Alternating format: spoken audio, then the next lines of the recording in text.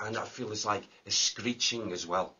Screeching and banging noises. Maybe to that door on here as well. But total despair in these little places. Absolutely. Can't you feel it? Oh, it's horrible. It's you know. There's a smell to it. It's just nasty. It's like the heads and hands. Oh God, what's going to happen to me? And you know, for something so trivial, they could lose their lives. You know, and even the kiddies, you know, didn't escape it. It's so sad. Are you picking up any names at all in this area? Hold on. What does Jemmy mean? Jemmy? Jemmy? Is that a name, Sam? He keeps on saying Smith, Smith, Smith. Is a woman or a man? Is a woman. They were two of a kind. They were two of a kind. You wouldn't turn your back on these two females. Why? Would they hurt you? They pick your pockets. They pick your pockets, these. So Jemmy and Smith. Jemmy and Smith. And they're both ladies? Yes. Both ladies. Only small ladies. They're both here at the same time? Yep. Right. Absolutely. With all the lights turned off in the building, we used our night vision cameras to guide us around. We took Derek to a part of the building where policemen used to live. It's also the place where staff members have witnessed poltergeist activity. In the room next to my office, I can hear things being moved about. Very often when we go in, it's obvious things have been moved about or thrown about. The room is only a storeroom, not generally used. It's quite a dilapidated room, very dusty and dirty. There's nobody working in there, and I would know anyway. There are only the two offices upstairs. You know when we talk about the doors? Yeah. There's definitely, because we replaced... Do you hear it then? Is anybody there? That was quite strong, that sound. Yeah.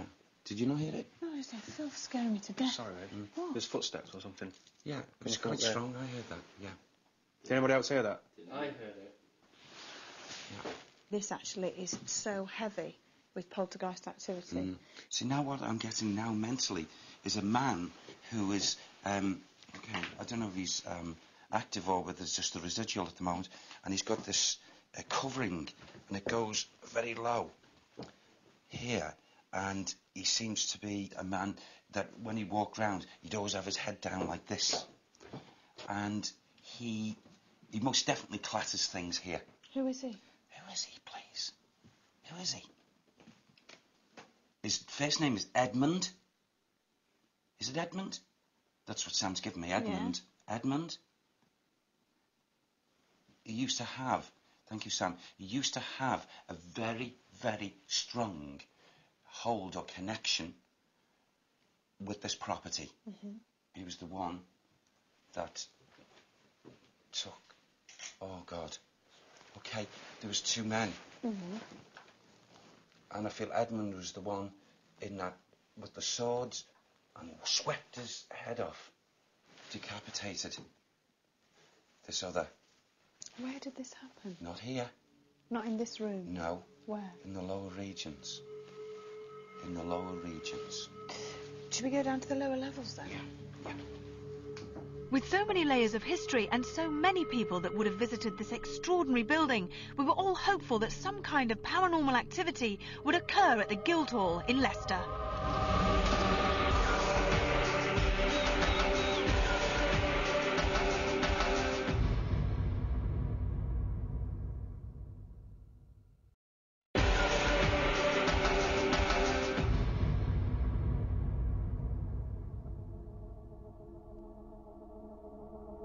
The library seemed to be a place that intrigued Derek. This was a beautiful room in daylight, but somehow it felt sinister in the dark. Yeah, so, like, just as we've entered here again into this room, that replay comes back to me, even from the residual energy. And it seems to be, we're up this area here, and it's like as if there's two men. The two men are in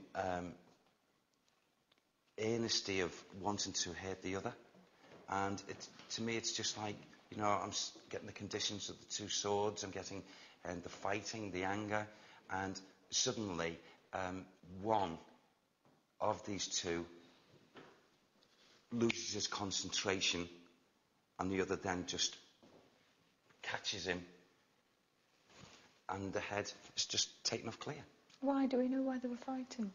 I feel one wanted to be in the position the other one was in. In other words, taking over the... It was a power thing, taking over the other person's position. Okay. And they clashed, both realising and knowing why this was to take place. And it seems out of the two, which seems unfair to me, psychically, is the one who was decapitated was the fair and just person of the two. So do we know who that person was? Because we've got Edmund, who's the person who did it. Yes. Can you give me that, please? John. John.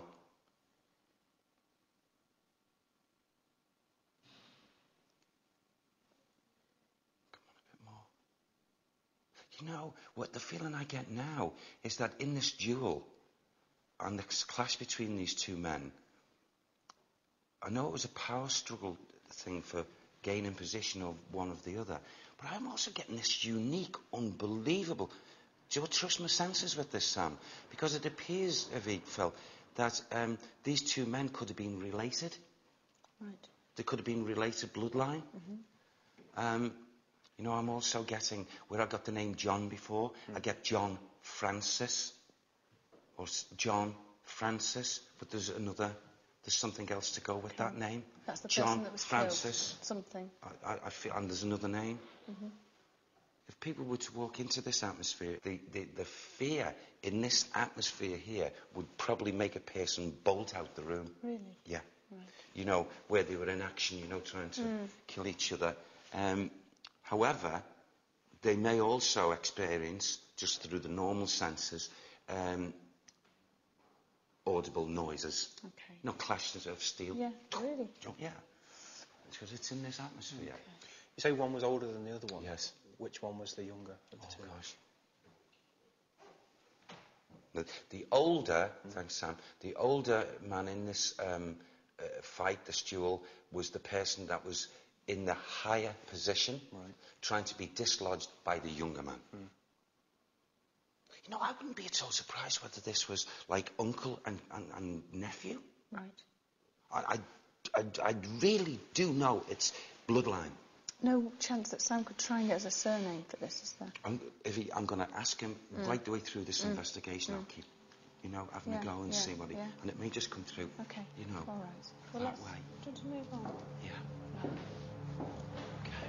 It was time for the crew to split into groups so we could investigate the property thoroughly.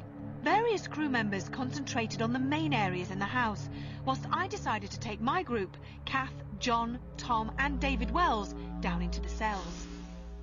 How does everybody feel in here? I mean, I feel fine. I mean, I wouldn't want to be in here on my own. I feel claustrophobic. I do feel claustrophobic, and I know when we walked in here, I know it's quite cramped. I also have a preconception that people were kept in here and up to 17 people, which makes me 17 people? Yeah, apparently there's a sign outside saying up to 17, and I think it was in the other cell, but the other cells, it's about the same size, isn't it? It's definitely not any bigger.